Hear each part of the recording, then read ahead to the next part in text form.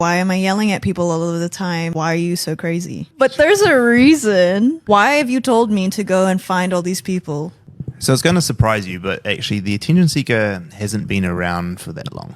And the way that we got here has actually been pretty fucked up. Only a few years ago, I was actually running hotels for a living. Like, I wasn't doing anything to do with marketing or anything like this. I wasn't making any content, TikToks or whatever else Joni gets me to do. I was pretty good at it too. Like, I loved hotels. I loved the industry. The problem with it though was that I was working for someone else and I had created a situation where I had no time left. All my work was helping someone else build their wealth and their assets. I couldn't do anything else, or I couldn't achieve anything else. And so I started to wonder, is there a path that will help me gain freedom? Allow me to do whatever I want, whenever I want, just because I wanted to do them. And I knew that if I stayed in hotels, I would never be able to. And so I had to go out on my own and start my own business. Otherwise, I was always going to be on the clock.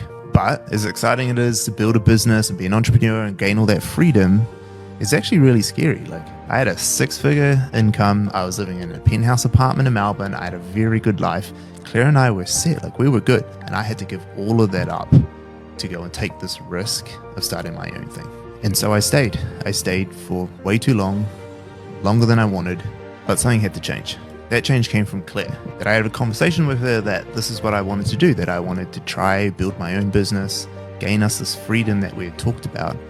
And she sort of sat me down and said, look, if you want to do this, I have your back. I trust you. I'm with you all the way, and we can do this together. And that she was willing to give up her career as well, which is, you know, a whole other thing. That my dream meant that she had to give up her career as well. She said that she would, and together we made that decision to chase this life of doing whatever we want, whenever we wanted. And so I quit my job, I quit my career of 15 years, and I just threw it all behind me.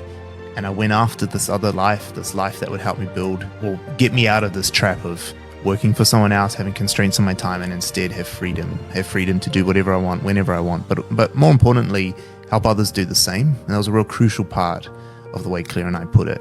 We wanted to go out there and help other people do the same thing that we were trying to do. And that wasn't necessarily teaching them or whatever it was just the fact that if we could do this together, it would be no fun unless other people were doing it with us. And so from day one, that was the exact type of business we had to build. We had to hire people who didn't just want a job, but shared the vision. And as we continued to grow, I knew that I couldn't just hire people who were just looking for a job. And if we did, they wouldn't last. Instead, I had to find people that wanted to come along for this journey, that wanted to help us build this business, this system, this world and culture of people just trying to do cool shit together. And speaking of doing cool shit together, that's why we're here. That's why we're here in New York.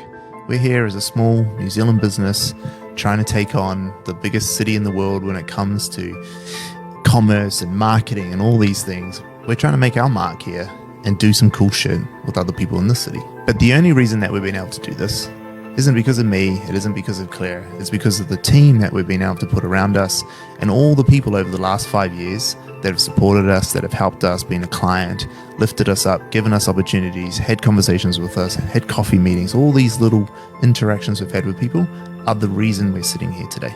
And now that we're in New York, we can see how much opportunity there is for us and the attention seeker and all the people in our team to do more cool shit. It's not about the money. It's not just about growing the business for the sake of growing the business. The reason we're driving so hard to grow this business is so we can get more people inside our circle, more people inside our business to do more cool shit. And so that's why, long-windedly, we're doing the 6 Degrees of Separation series. Because by doing that, we're able to expand our sort of sphere of influence. We're able to meet these other amazing people doing cool shit, but also like find new audiences, find new people who are wanting to watch and share our story. And yes, it's a fun series, but that's not really what it's about. What it's about is just meeting lots of cool people who want to do lots of cool shit. The more attention you get means the more cool shit you can do, which then tends to help you get more attention. And this circle just keeps going round and round. More attention, more cool shit, more attention.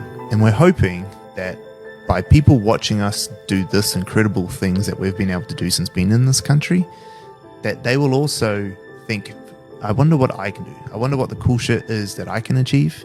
Who do I know? How do I open doors to find the things that I want? So the question is, do you want to do some cool shit together?